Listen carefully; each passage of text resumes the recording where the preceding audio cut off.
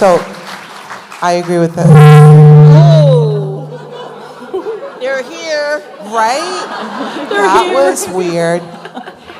Oh, you guys, I could tell you a story about a show I just did with Whitley, you know the last name, and Kim, and Captain Ron, and the weirdness that was going on. Anyone that wants to talk about it, talk to me out here. Y'all, it was crazy. Yeah. So that was one of those things. Anyway, I digress. There's this physicist named Dana Zohar who I respect greatly. I haven't heard her for a while, but many years ago she had a statement that said, people have experiences, and science denies the experience because they don't have the instruments of the moment to measure it. Right.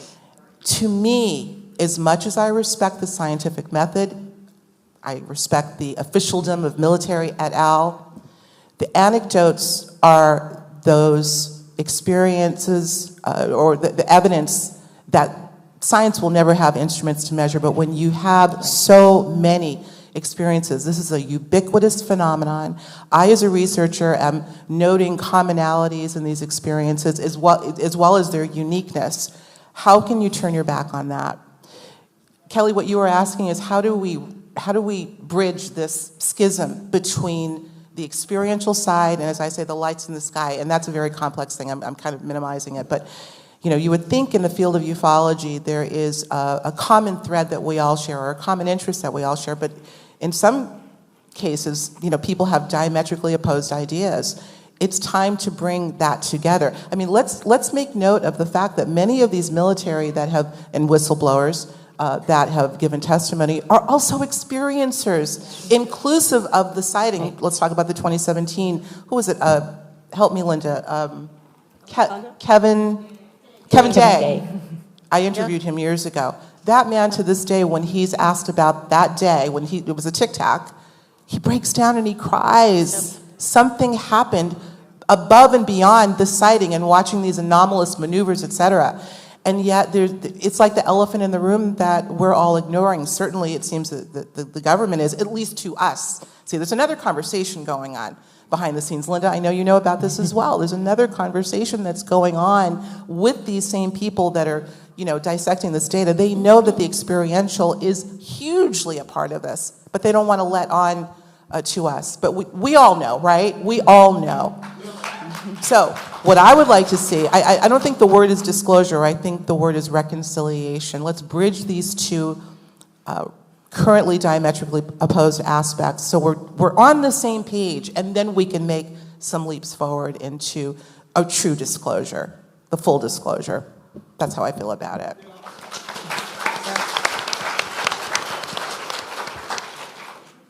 I'm very grateful to those brave military pilots that came forward.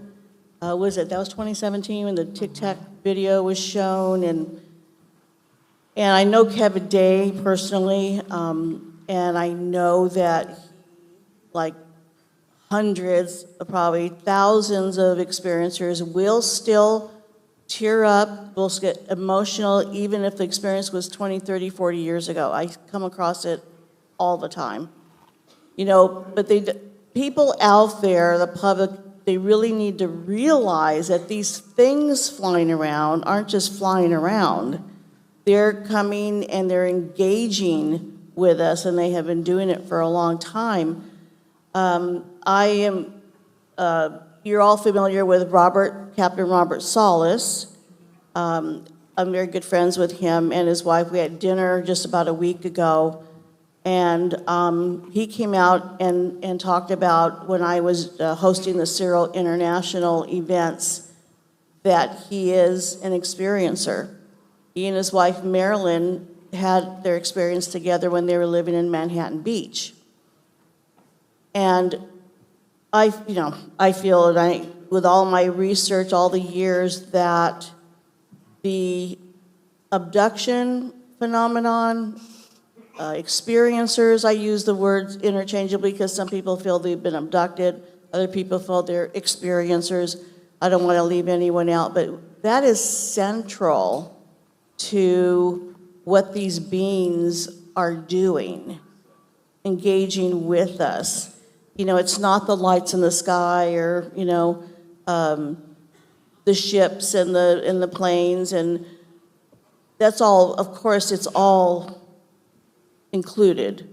But the abduction phenomenon is central, and I know we are climbing up a steep slope here, but during dinner, Bob said, you know, the next time I testify at a congressional hearing, Yvonne, you need to be there. And I'm hoping that'll happen. Me too. Because I would love to be there as a representative to millions of people. Yes, so I agree with everyone, and in the book Making Contact from Alan Steinfeld, some of the authors talk about how if you've seen a UFO, you don't even have to see a being, but just see a UFO, you are quantumly entangled with that intelligence.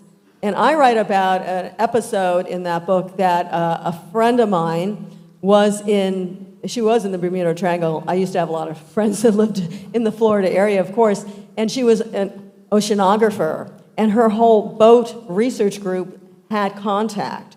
And they were told about all these different realities and who these ETs were, and they were told not to talk about it.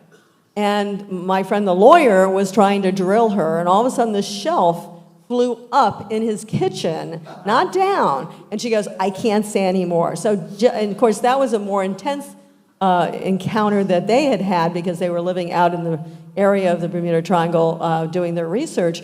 But even just seeing one, you are quantumly entangled. And I heard from certain people in MUFON that even Elizondo has like a deeper feeling about extraterrestrials. So there is a lot going on with the consciousness field. And Linda at Citizens Hearing talks about how this big, strong guy the military guy, was to talk to an extraterrestrial, and that extraterrestrial communicated with him. And of course, he's like, 3 feet tall, and the military guy's like 6 feet tall. But he passed out because there was so much consciousness fed into the military guy, and at the same time, and this is Linda's words, if I can say, the energy of what the military guy was thinking actually went out into the extraterrestrial. So it's like a two-way street. It's all this telepathy.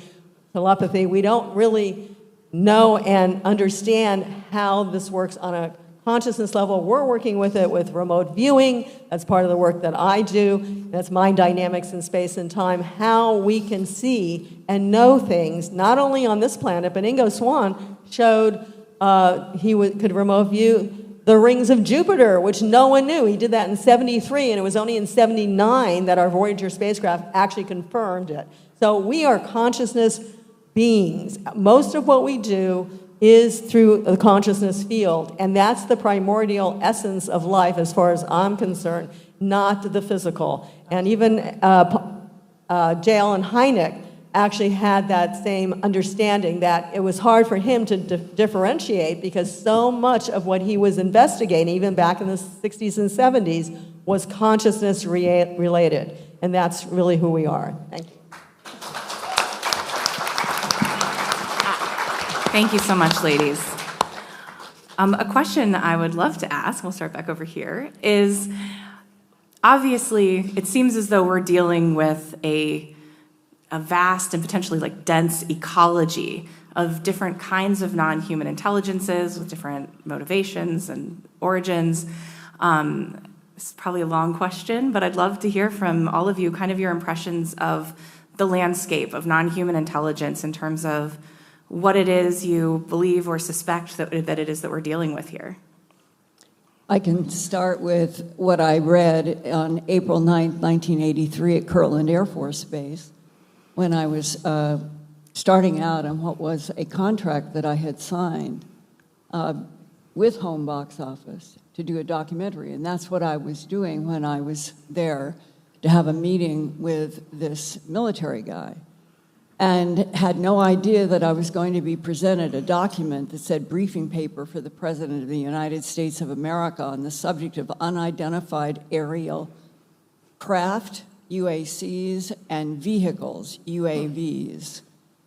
And as I went page by page, I had no background.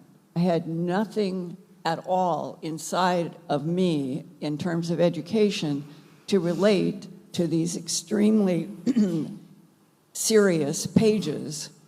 And then I came to a sentence that it has been seared into my soul and my brain ever since that day.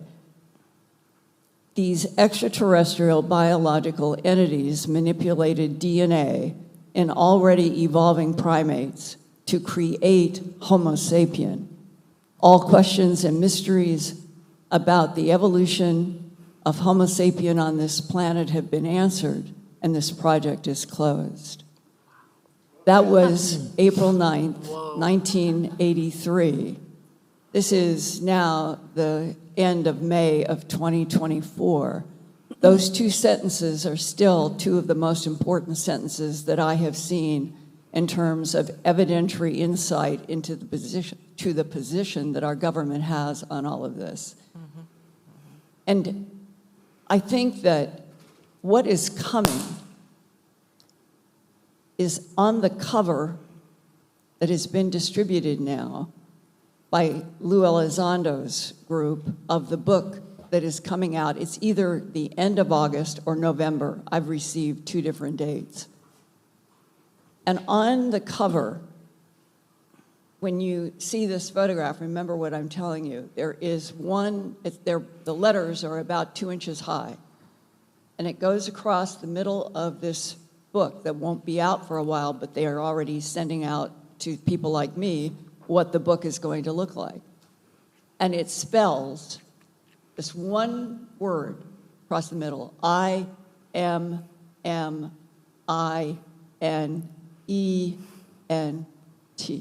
Wow. Imminent, by itself. In military, the word imminent is usually associated with something that's coming related to a warning, not a joy, not an expectation with glee, but a warning. And that's on Lou Elizondo's book cover right now. What is it that he and Chris Mellon and others in the government know? What are the facts that they know that they would now be describing at this point in 2024 on a book that everybody is going to want to read? It'll go around the world, and it is imminent. But what is imminent? And there is going to be the big question.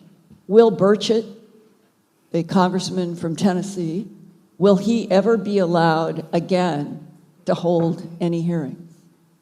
This is, I personally think, this is one of the single most critical moments in the history of this country since World War II.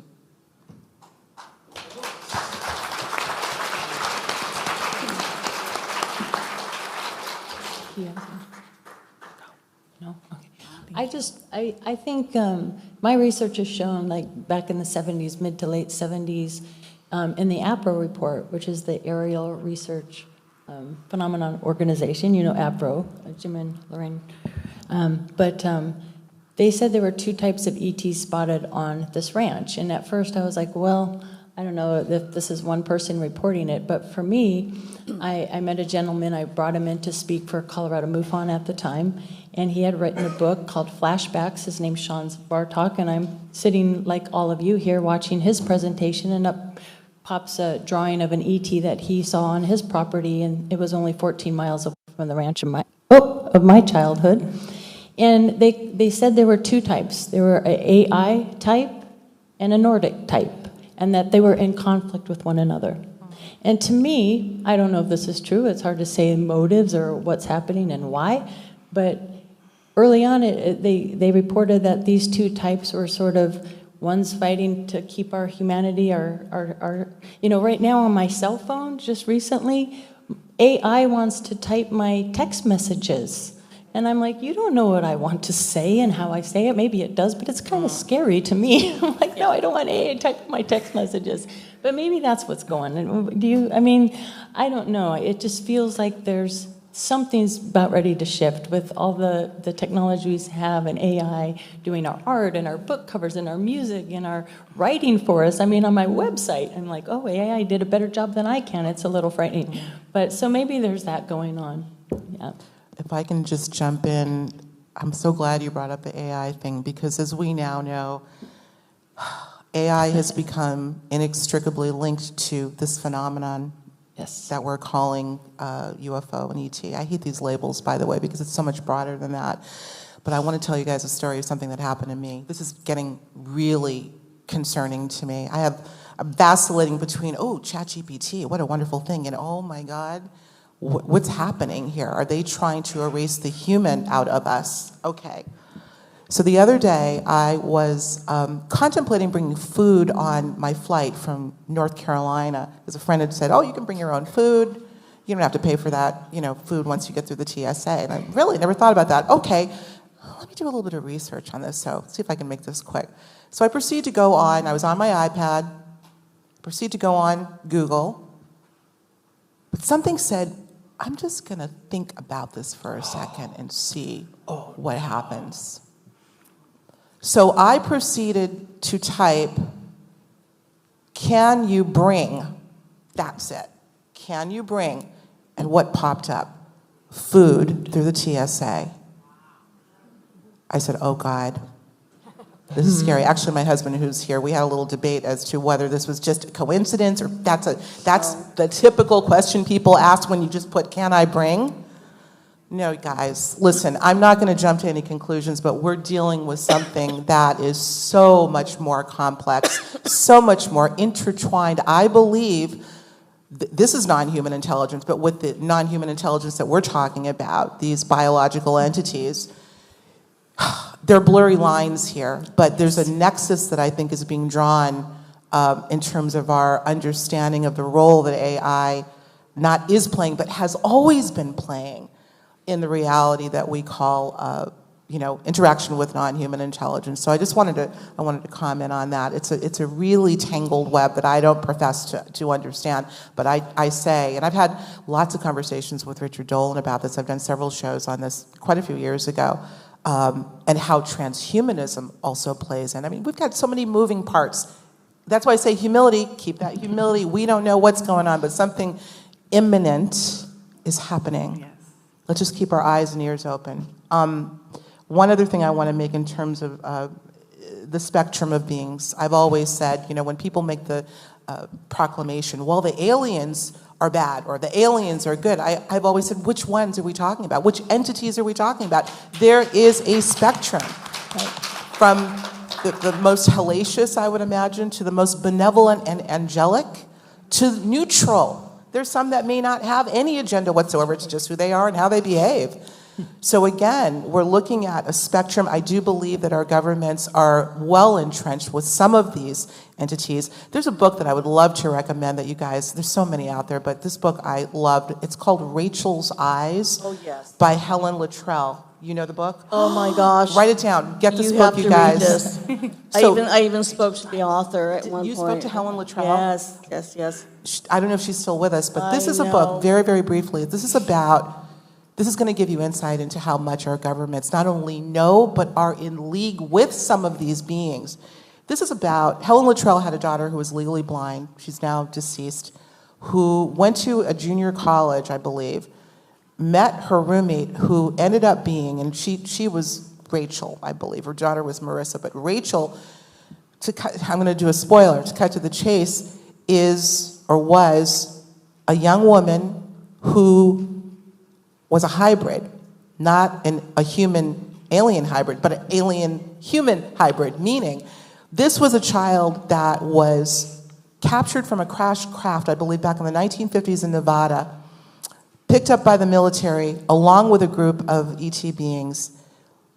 There was an Air Force officer, I'm trying to recall this information, involved in a black project in which he was asked to take this child and raise her in society. They wanted to test the viability of bringing an alien into human society. They don't call it the hybridization program, they call it the humanization program. They wanted to see how she would function in normal society. So this story, Rachel's Eyes, is about this young woman, and even though Helen Luttrell's daughter was legally blind, she knew there was something off about this woman. The way she dressed, her eyes were different.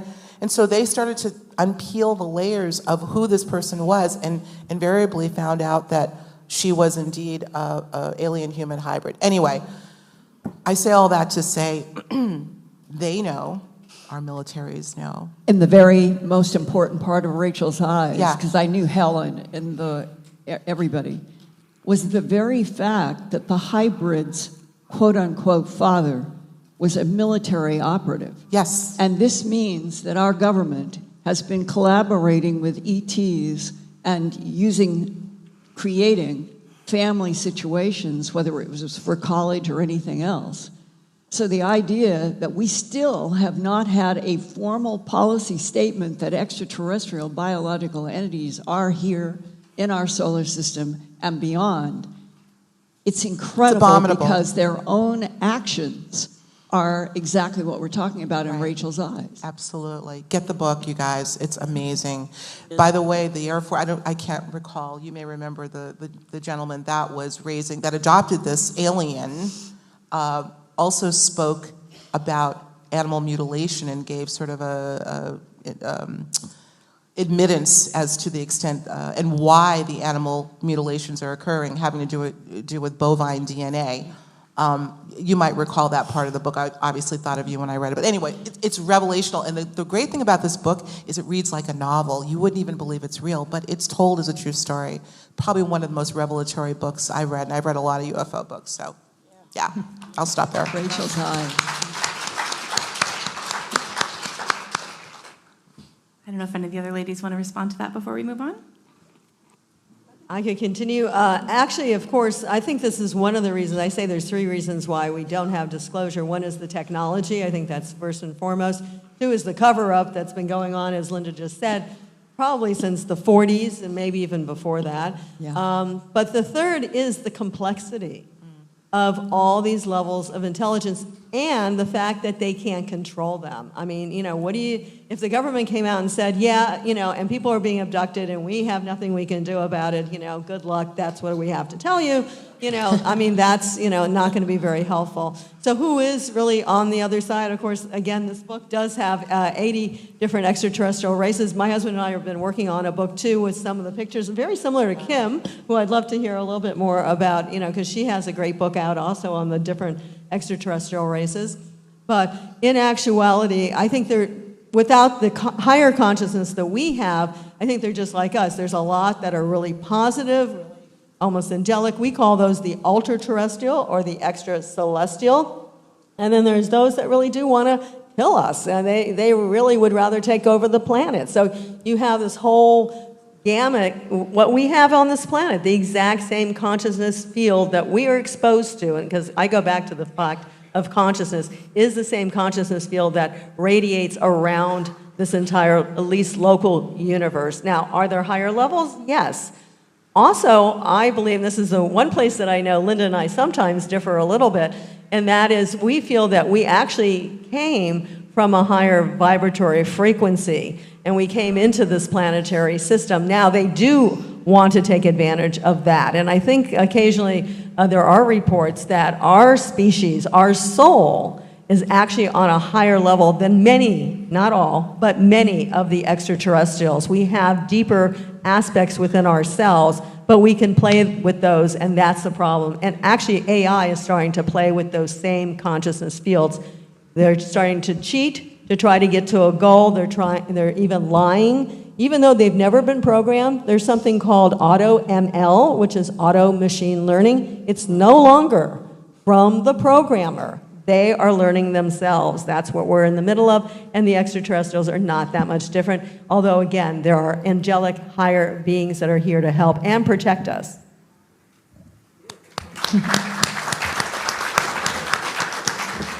This whole AI thing, the term has become very popular recently, but I have to tell you, I wrote my first book in the 80s. And I had a little Mac computer about this big, and I would work every night on my book. And every morning I would get up and it had been changed. Whatever page I had worked on that night, it had been reworded. And my best friend, Daryl Anka, I called him, and, you know, he's very psychic. And I said, you know, what's going on? Are you coming over here during the night and playing with my book because you don't like how it's going? And he said, not at all. And it didn't stop until my book was published. Wow. So it was a fight between me and ET's AI, whatever, to get their opinion out and my book. So crazy. Excuse me? How was it changed? Oh, if I would just have a sentence like, I met a gray alien yesterday, and the sentence would be changed to, I was introduced to an extraterrestrial. You know, it was just the wording, the sentencing. They didn't like the way I worded it, so they changed it. So, yeah, no kidding. But, you know, in my art book, I have 150 stories of close encounters. And I had a UFO business in Sedona. I had a storefront, and I had, I don't know, 5 military night vision goggles, and they were awesome. And I think the way to change the world is just to give everybody some night vision goggles. And I would take people out, and honestly, we would see 75 UFOs a night, and of every kind. And beautiful, some were just stunning. But here I am running this group of people, and also being a photographer, I didn't have time to do photography when I'm trying to keep track of, you know, $100,000 worth of night vision that could easily disappear with these people I don't know, right? Yeah. Just to add, if anyone saw the Ryan Graves for the House of Representatives, he said they shifted or they changed what I was told, the radar. And what they did is they expanded the radar range from what I was, you know, what someone told me. And then they saw all these vehicles. And so it's the same thing that Kim is just saying. They're there, they're around. Astronaut Gordon Cooper, actually when he was flying at one point over East and West Germany in the 50s, he saw a flotilla of UFOs. And so it's amazing. They've been there, we just don't see them, but consciously, again, they are linked with us and they know what's going on. Right. I need to add something in terms of equipment and interference. I briefly mentioned the interview that Kim and Whitley did with me last week, and the anomalies were incredible, but I think that there is a very curious element when it comes to anomaly and technology and AI and stopping things or changing things when they want to. So I was doing an on-location interview with a young woman, oh God, maybe 5-6 years ago over in the UK. I was with Mary Rodwell. She had come over from Australia, but there was another woman who I'm actually not going to name at this point, but she is not only an experiencer, but considers herself to be a hybrid. And my husband and I were about to interview her. We had interviewed Mary first, and then we had planned on interviewing her. Mary went absolutely fine. There were no problems, no mishaps whatsoever. When it came time to interview, we'll call her Lisa, the camera, we had at the time one of these old Sony, Linda, you know, the movie cameras, sure. Big camera. The battery went dead. It was fully charged. As soon as Lisa sat down, my husband looked, he's like, I just charged the battery, it went dead. He ended up going back to the hotel, I don't know how many miles away, wait for it to charge, brought it back. We attempted it again, second time. As soon as he turned it on, battery went dead again. She looked at me, she says, and she had actually warned me prior to getting started, we may have a little bit of an issue filming, just giving you a heads up, because they're messing with me. This was going to be a revelatory interview on her part, and she feared that there would be some interference, and lo and behold, there was. We ended up getting some footage, but something said, you know what, don't put it on. to this day, it's in my archives, and I've decided not to. But, you know, again, it just goes to show you how ubiquitous or how prevalent this interference is and to what extent. It's not just AI, it's you know, our interfacing with technology. It seems that technology, whether it's a Zoom call or, you know, recording on site, they have control over this. They'll let you get out what they want and they can stop what they want. And that's very, you know, I don't know how we're going to handle on that or if we even can, but just be cognizant of that. It's fascinating. I've had experiences with, personal experiences with 7 different species, and they are all completely different.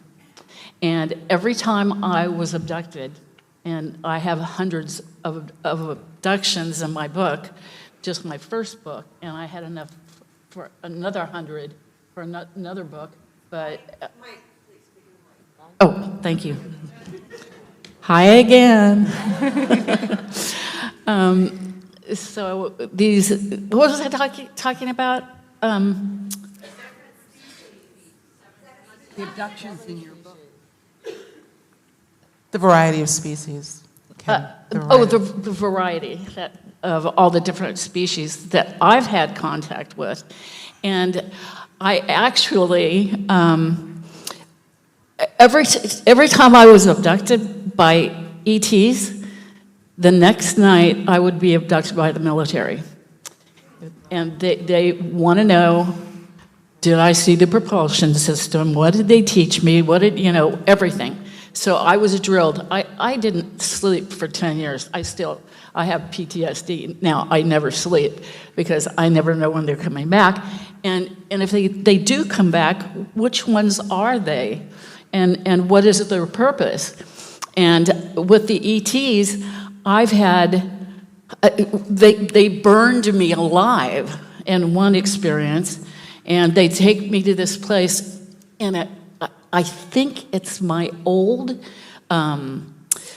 elementary school, because I remember all the rooms and the stairways and everything like that.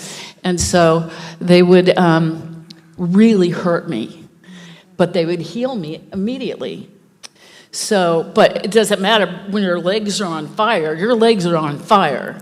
And so a few minutes later, it would go away. And then I had a couple of experiences where the ETs, after all the torture they put me through for decades, actually kissed me. I had one ET come up and kiss me on the cheek, and I felt the most extreme love I've ever felt in my life. And so, who was the other one that kissed me? This wasn't a gray. This was some other being, and he was taking me to another dimension. And I looked at him. I said, "Are you real? Is this real?" And he said, and he turned around and he kissed me on the lips and said, "Does this feel real?" And I was like, "Okay." So they go from burning you to kissing you. So it's all out there. And when I had my company in Sedona with my night vision, I saw so many different beings that weren't ETs, and they weren't UFOs, orbs and Bigfoot and on. So there's just so much going on, and it really depends on where you are, because where I live now, forget about it. I haven't seen anything except lightning. So yeah, I think everybody needs night vision, and everybody needs to move to Sedona. So. Amazing. Thank you, ladies. Now, we have just about 10 minutes left. So with this wealth of experience and expertise on the stage and wisdom, if I would love to hear from each of you. If we do like maybe 2 minutes apiece, we can fit everybody in. What is your greatest lesson that you've learned in your career that you can share with the audience that might help them in their own pursuit of the truth? You want me to start? Sure.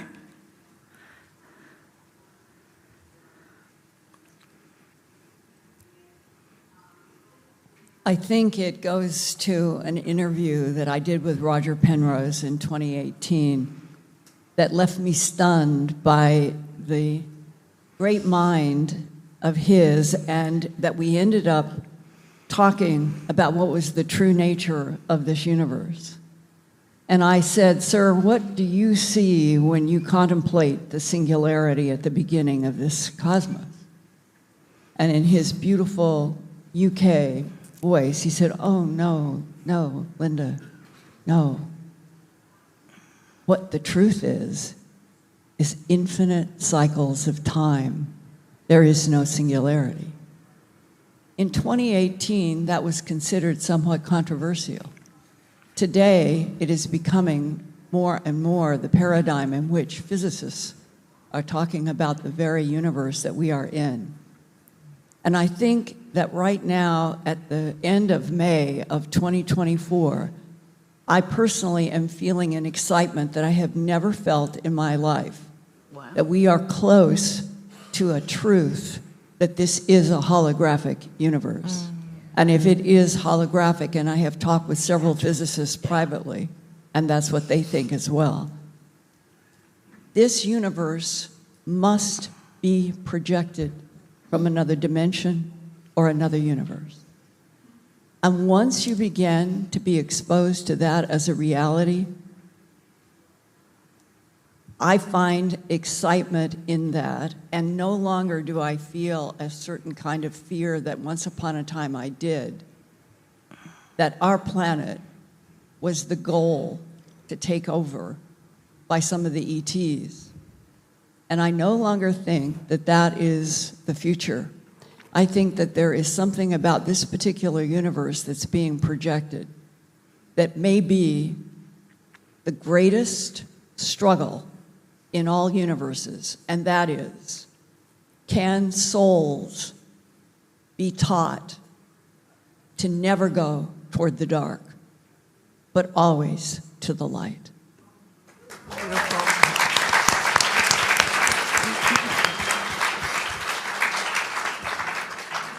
Kim, did you want to add next? Oh, I'm sorry. I was Sure, do you want to? taken by what you were saying. What was the question? What's the greatest lesson you've learned in your career? Bravery. That's it. I stopped being afraid of what people thought, and I stopped being afraid of the ETs. I stopped being afraid of the military. You know, I just give them a finger when they show up. And with the ETs, they actually, I was abducted for decades. Like I said, hundreds of times. And I got to the point where I said, no more. I've had enough. You can't do this to me anymore. And I said no. I started saying no. And it worked. I gave myself self-hypnosis every night I went to bed. I said, if you guys try to show up, I'm not going. And I'm going to put up a fight. And so I ended up fighting them and fighting for my rights. And so just being brave and telling your truth. And if you don't like what's going on, stop it. So that was it. Thank you, Kim. For me, I'm going to go back to one of my favorite pioneers of all time, Dr. Leo Sprinkle, PhD out of Laramie, Wyoming. Linda, you know Dr. Sprinkle, many of you do. And Dr. Sprinkle was a pioneer in the field of hypnosis, and he was part of APRO and researched the ranch. And I got to know Leo really well at the end of his life. And I asked him, you know you're going to pass soon. Do you have any regrets? Do you have any words of wisdom for me? And the name of my book, Love and Light, came from how he always signed his letters to people. And he always responded to people all around the world. Love and Light, Leo. Yeehaw, right? Yeah. Yeehaw. And he said to me, Katie, because like all of us, we ebb and flow with our interests. Sometimes, you're like, oh, I don't know, if I could do. But I always no such thing as coincidence. Synchronicities happen all the time. But he said to me, no, it's the journey, it's the people you meet. Have good days, smile, be open to people, and enjoy meeting all of you, right? And meeting you. And that's what I take with me every day. So that's my greatest lesson there.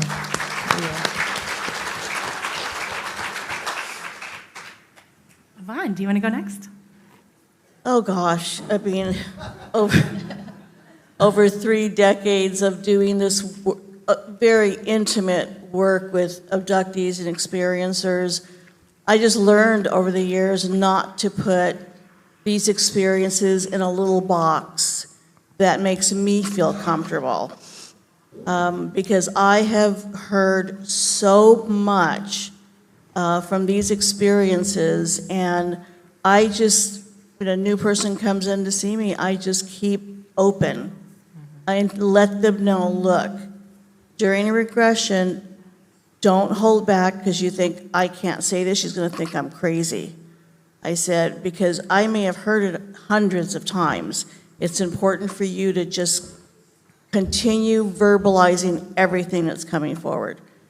And that seems to work with them, you know, because we're going into the unknown. So, like I said before, it's evolving now, this experience, and I feel very strongly that, just like I think Linda said, we're on the verge of getting the truth out there.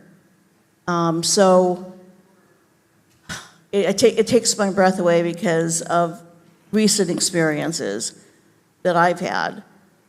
But just keep an open mind to all of this. And what was your 3 C's? The Conscientiousness, confidence, and compassion. Compassion, But humility. yeah. Forget the C's, it's the H. The Humility, H word. yeah. Yeah. It's, you know, it's very true. So, but I'm grateful for my work. It actually energizes me, and I'm going to keep doing it until I can't do it anymore. So, thank you all. I want to personally say I love Yvonne. This woman has been just, I'm trying to remember, when did we first meet? I think it's when my friend Mary Rodwell had come over back in, oh my God. Oh, yes. That was, whoa, 15 years ago? Something like that, a long Yeah. time ago. And she's a friend. I love her dearly. She's done incredible work. Okay. This life is always before COVID and after COVID. Right. Those before COVID. Done with that. Lessons. We're always learning lessons. It's always an unfinished book, right? And so I want to leave you with 2 quotes that remain, I guess you could call them lessons for me that I live by. One is by a physicist named Richard Feynman, who once said, it does no harm to the mystery to know a little bit about it. Let's be brave. It's not going to damage the mystery. Life is mysterious. That's part of the fun of it. We do have skin in the game, and I do think that we have a need to know, a need to explore, and a need for self-discovery. And doing all of this work always comes down to self-discovery. So that's one. The other is by another hero of mine named F. Scott Fitzgerald, who said, the test of a first-rate intelligence is the ability to hold 2 opposed ideas in mind at the same time and still retain the ability to function. 2 opposed ideas in mind at the same time. We're walking paradoxes, living in a paradox. Let's make sure both keep our sanity, but everything is on the table. These are lessons I have to remind myself every day, because as human beings, we are habituated to belief systems and tethering ourselves to certain opinions. I zoom out and I say, let me just observe this, not make a judgment on it. So that's a lesson I'm learning continuously every day. So I'll leave you with that. So we've been talking about the 3 H's, so I'll put in humility, right? And then heart and humanity. Because I think that they're critical in what's going on right now. So in addition to that, going back to what Linda said about the whole universe and the multiple singularities, we do believe we're living in like a multiverse, and I like the science of superstring theory, even though the mathematics might not be there, which means that we are vibratory energies working on this dimension, which is a third/fourth dimensional reality, space-time, but we are also part of a higher dimensional reality. And with that, I think we can start looking at extraterrestrial beings as, we'll say, in a level playing ground, as peers with them. So we don't have to consider them higher or even in some cases lower, although maybe, and I think that's what Kim was showing, that we have the power to say yes or to say no. And that's very important, that we are not going to be overtaken by these extraterrestrial levels of intelligence. And when we have the right intention of helping humanity, of having the greater heart and humility, we can really reach out to those beings that are also here to help us. And they give us that overview effect, which astronaut Mitchell talked about, that tells us what's happening not only in our lives, but what's happening on the planet. So I think that's what we're all about. Thank you.